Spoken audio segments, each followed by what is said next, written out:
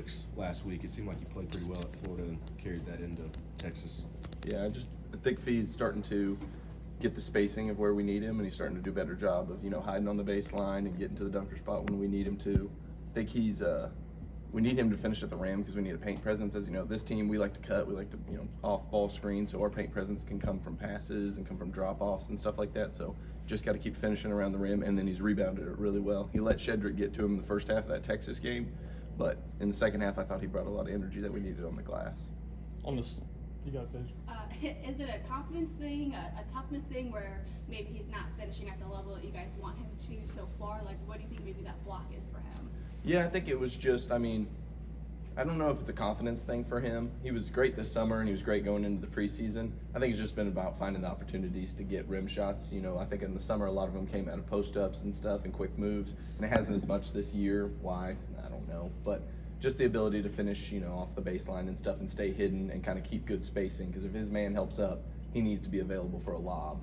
You know what I mean? Like, nobody can jump with him, and he draws a lot of fouls up there. So I think it's just finding his spots, On the spacing note, how do you kind of work around some of those challenges when teams are sagging off Jemai in the starting lineup? Yeah, no, that's a great question.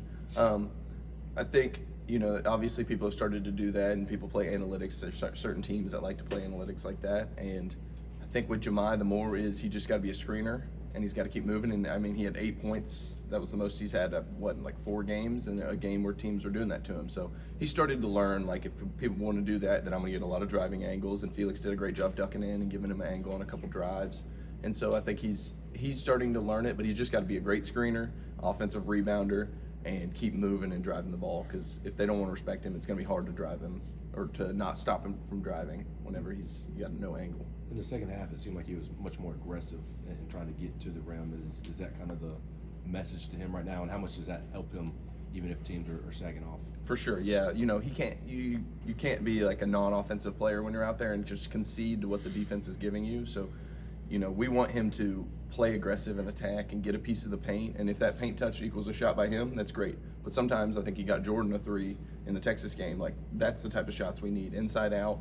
Bang a 3. Those are how he can impact the game. He can't just be complacent and accept the fact that he's just, they're not guarding me, I'm just going to stand around. Coach, is there any common denominator defensively what Florida and Texas were doing with Chaz? Yeah, that's a good question. I think they're doing a great job down in him. Teams are starting to get up in him, and they won't let him come off of screens. And we've already added some stuff. Coach has been great about putting in stuff that will benefit us on that aspect and make it harder. At the end of the game, we kind of just went and used what they were doing against Texas is, if they want to not let him have a shot, then they can't be in the gap once the guy starts to drive. So you went to kind of a dribble drive, and so teams have started to down him, but he'll still get his shots. He's got to keep playing aggressive. He's got to keep looking for them. I'm not too worried about it. He'll get used to that physicality. It's different non-league, and then you get into league, and people start to know your actions and stuff more. So, Coach, Georgia's coming off back-to-back top 20 wins, Kentucky, then Oklahoma. How dangerous is a team like that when maybe you guys haven't played your best offensive basketball as of late? Yeah, Mike White's done a great job with this group. Silas Demery and Asa Noel and Somto, they bring like a different physicality, and that's like the main thing we've been hitting is they're a very physical team, and so we've got to match that physicality, which we obviously didn't do against Florida, and in the first half against Texas we struggled on the glass, and so we've got to match their physicality, and I think we'll do the job defensively, making them take shots that we want. They're like 3rd in the nation in dunks, something like that, and so we can't let them get any uncontested looks at the rim. We've just got to do our job and do our part, and I think we'll be good. And then offensively, we'll just keep doing the things we do, keep moving the ball, passing, getting open looks. Guys stay aggressive. Guys have been practicing great. They've got a great attitude, so I think we'll be fine there. Coach Martin sent a message to Chaz at the beginning of the second half last game, and then he mentioned it again post-game. How do you think Chaz received that message? Yeah, I think Chaz, he's such a humble kid, and he's such a great kid, and he doesn't want to ever look selfish. So sometimes he can think like, ooh, that's not the best shot on this time or this action. We need to get it to somebody else. Somebody's helping.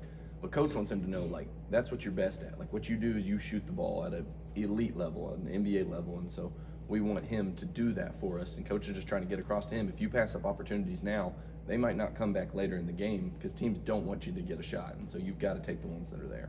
So Kai was kind of talking about D-Stone playing free and loose against Texas. Like, what's the balance for D-Stone to play within y'all's offense, play within the actions, but play loose and not rigid?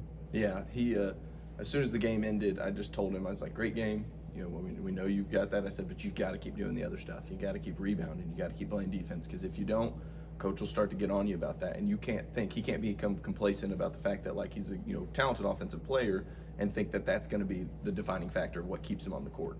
His offense will thrive the more he's on the court, and the more he's on the court will be dependent on whether he rebounds, plays defense, deflections, all that type of stuff. So I think he does have a offensive confidence about him that we need, and a kind of a swagger, a natural swagger about him that we need. And so, but he's got to do all the other things, or you can't play him for long stretches. Did Cade start to look more like himself at Texas? Is he getting healthier, I guess? Yeah, for sure. Cade is tough as nails. That's a good thing. And in the games, he's told me like he kind of just like adrenaline takes over and he starts to just go. He missed a bunny there. I don't know if that had to do with his shoulder or not, but he did a great job. He had a nice putback dunk. He's getting his chippiness back. We need that. He's probably the most physical big we have as far as hitting people, and so we need that. Yeah. Coach, usually freshmen are going to slow down once you get conference play. Asa Newell has not really hit that wall yet. What's making him so good right now? Yeah, he is a really talented player, and he looks really comfortable in college basketball, which is a hard adjustment to make as a freshman, and props to him. I think we need to hopefully start the trend of, making him struggle and giving him not a lot of opportunities. Trey Johnson did a great job. There was another freshman so we're going to take the challenge on of these, really talented players. We got to get Igor, we got to get D Stone, we got to get Cade, we got to get all these guys locked into like making it hard on him. And if he makes tough opportunities, he makes tough opportunities. But like you said, we want to make that transition tough as he gets in SEC play. Not necessarily against Arkansas, Texas. But Bishop Boswell, I feel whether in practice or in games, his energy is a 10, his defensive effort's a 10.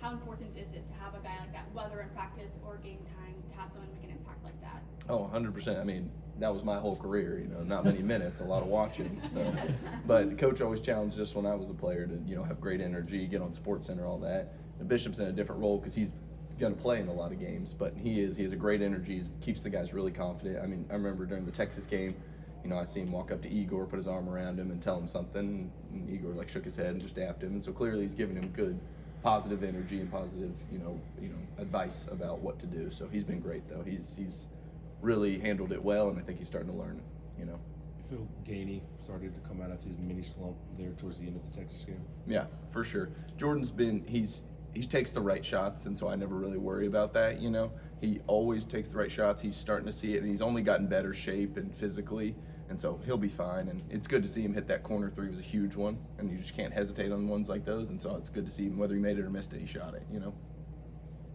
How's the transition from being in your new role going now that we're talking to you for the first time? Yeah, it's good, from playing for coach to coaching with him, it's been a blessing. He's done right by me and my family. He's been amazing.